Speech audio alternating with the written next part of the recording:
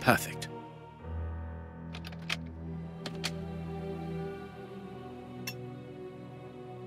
It's open. Here, this hut is on the map. Let us search it from top to bottom, Watson. Oh, what a jumble.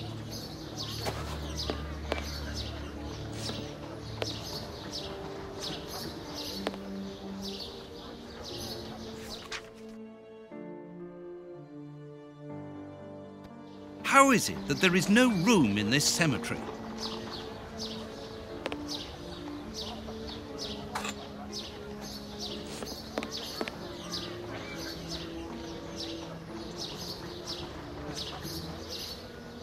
Impossible to open it. Bags filled with nails. There are a lot of them. Well, really. I can see a large crack. I'll need something thin. Bags filled with nails. There are a lot of them. Well, really. A hole was drilled a short while ago. There is a sack inside this hole. Let us see what is inside it.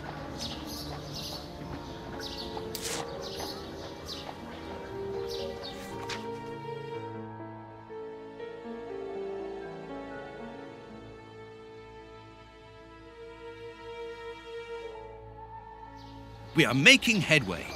How do we know what this means? This message confirms that we are on the right track. Valuable objects. But what are they doing here?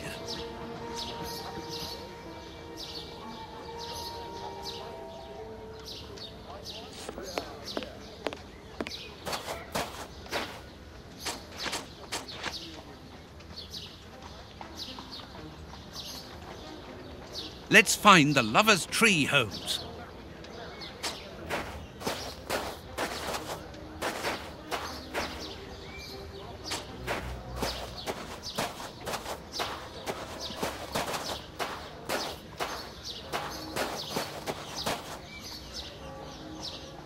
Here is our tree. Let us examine the inscriptions.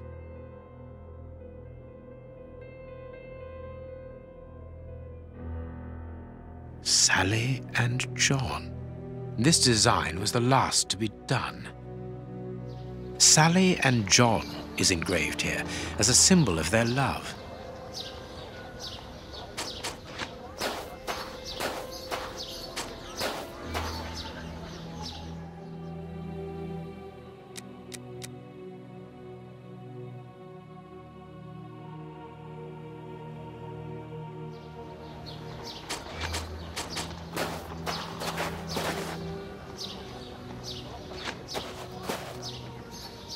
Nothing of interest here. Nothing of interest here.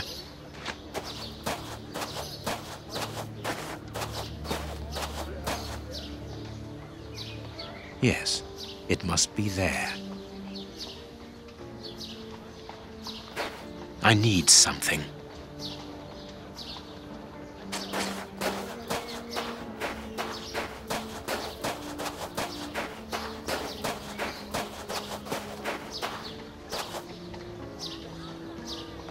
This shovel belongs to the cemetery workers. You frighten me, Holmes.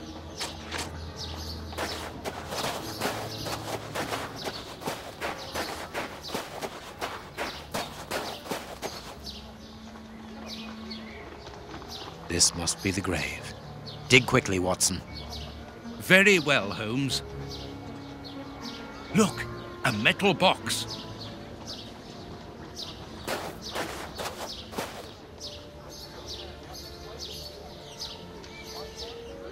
The lock on this box is rather sophisticated. This box comes from a bank. The criminals must have held onto it after a hold-up.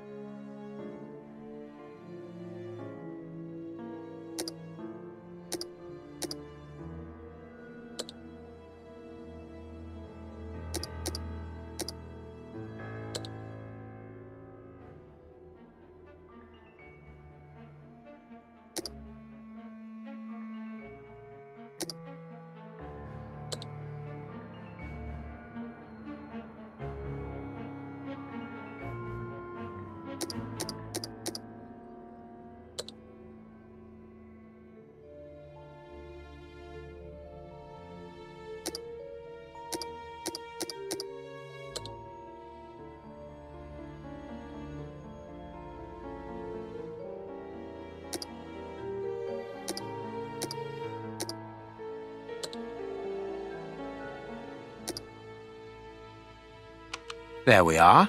It is simplicity itself.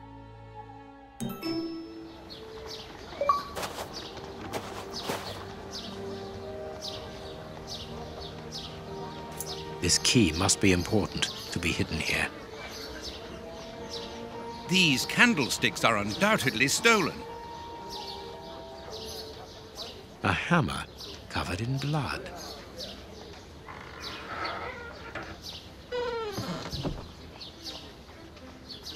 Holmes, there is someone in that hut. I saw, Watson. Come, and keep your revolver at the ready, just in case.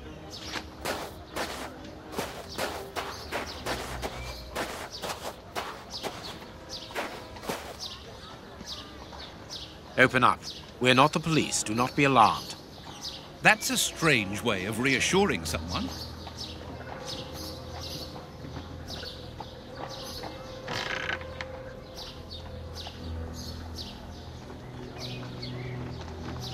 Holmes, they are children. My God, one of them is hurt. What do you want? Don't come any closer. Are you the police? Don't be afraid. I am a doctor. I'm going to look at your friend's wound. Wait, Watson. I've got some questions to ask these children. This is urgent, Holmes. In this filthy place, the risk of infection is very high, and the wound could get worse with every second lost. The immediate danger for these children is not so much the wound as Mr. Fletcher. Who?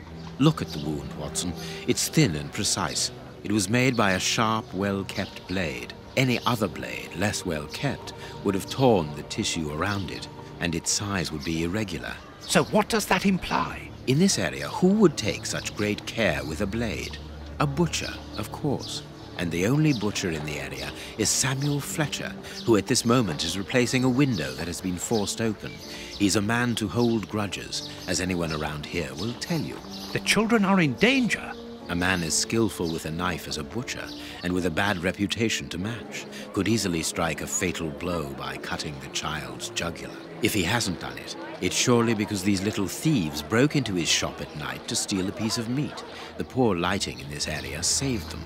I can assure you that Mr. Fletcher has spent the day trying to trace these children, and if he finds them, wounds will be the least of their problems. That's true. What do you want? Don't let the butcher find us.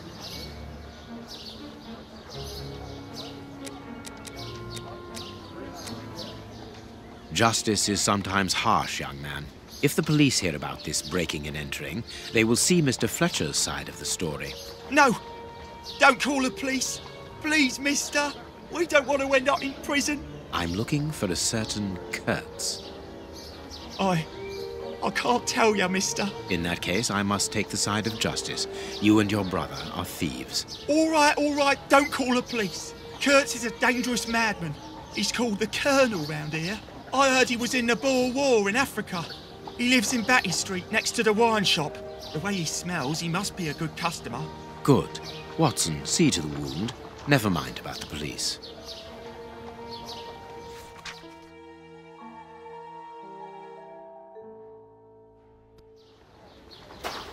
We must protect these children from that butcher, Holmes. It won't be necessary. I've had dealings with Samuel Fletcher before now. He's not the monster I've made him out to be. If he had wanted to kill them, he would have done so, even in dim light. By wounding the little thief, he wanted to warn him never to set foot in his shop again. Forget Mr. Fletcher, Watson. You mean you lied to frighten those poor children? Exactly. Clever, wasn't it?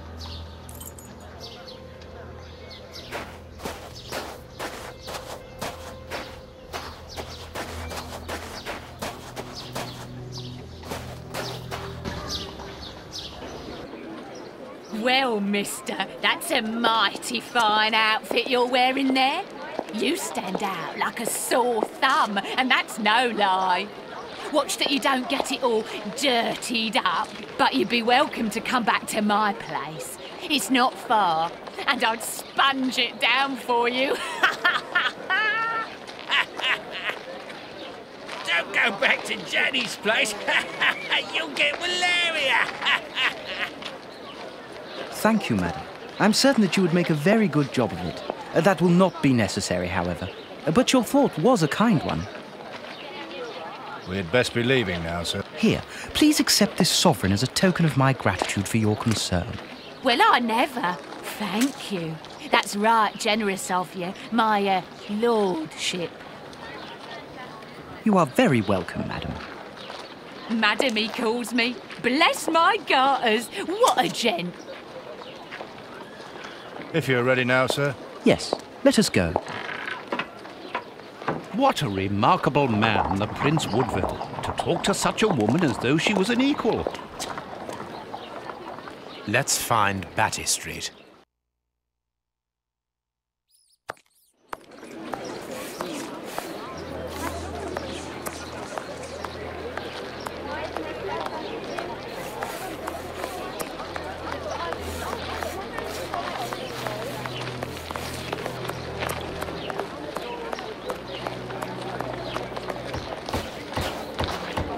Batty Street.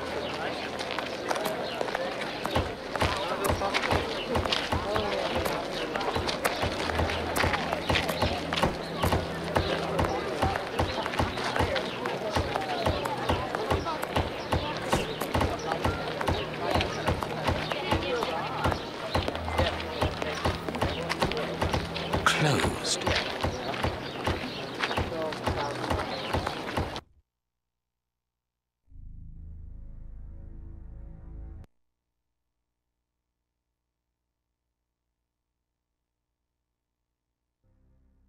My God, Holmes, it's appalling. And the smell. But what can have happened here? Stay calm, Watson. Take note of every detail and be careful not to move anything. Very well, Holmes.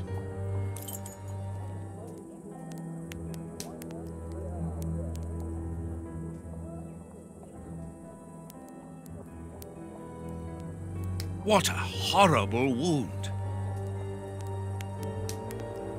This part is in shreds. The skin tissue has decomposed, yet the death is recent.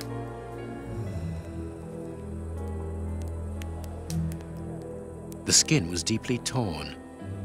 Let us look at our deduction board, Watson.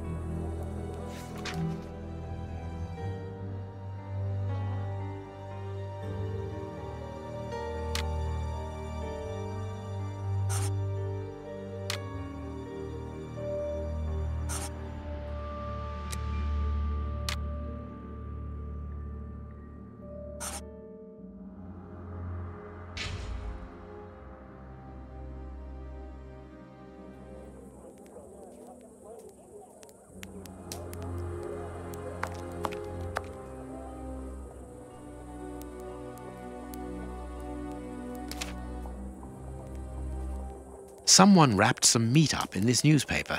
The blood is still fresh. Grapes! What are they doing there? This is yesterday's newspaper.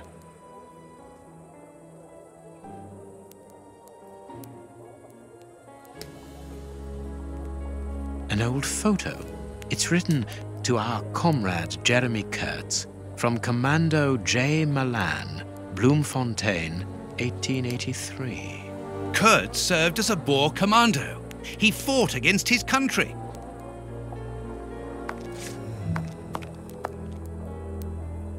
A military badge of the 58th Infantry Regiment of Her Majesty and a letter stipulating Kurtz's exclusion from the unit. He served in 1881. At that time, the regiment served in South Africa. Kurtz was in the Boer War. A newspaper covering the war in South Africa. Kurtz must have been following the war with some interest. The Boer War is abominable, and it still rages.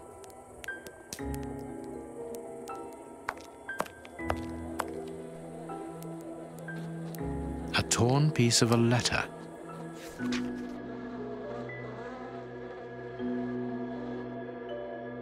It seems to be a letter of dismissal.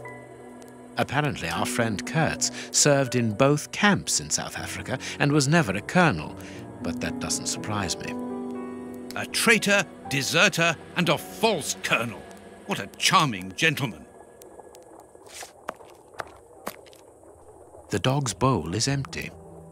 Someone brought food for the dogs, probably just before the fight broke out. And just after they had been fed, they attacked a man to eat him. Incredible.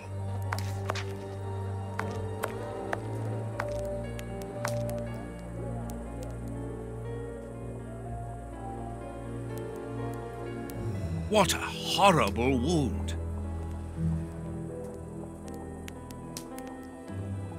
Size 9. Hobnail boots like those worn by labourers.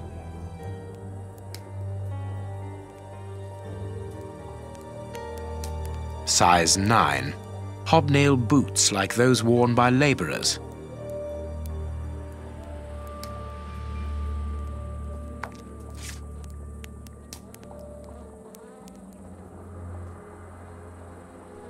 This part is in shreds. The skin tissue has decomposed, yet the death is recent. The skin was deeply torn. What a horrible wound.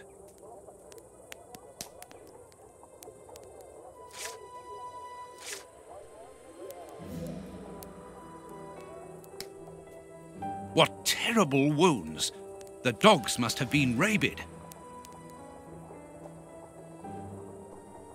This part is in shreds. The skin tissue has decomposed, yet the death is recent. Only a dog could inflict so deep a wound, but it appears that the wound was gnawed at afterwards. This bandage is a day or two old, no more. Please take note, Watson. The same finger that we found at the Bishop of Knightsbridge's house. Holmes!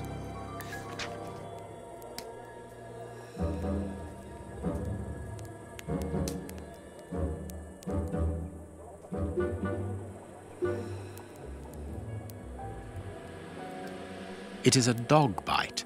I can see the tooth marks.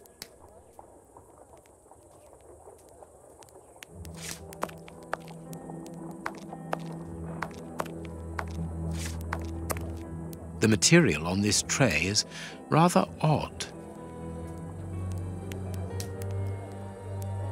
Small burnt balls.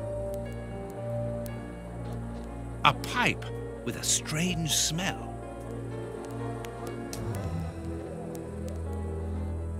A small burner. There can be no doubt. Judging by the material on the tray and the pipe, the man smoked opium. Opium. I doubt if this man could have made his drug here. He would have needed a real laboratory.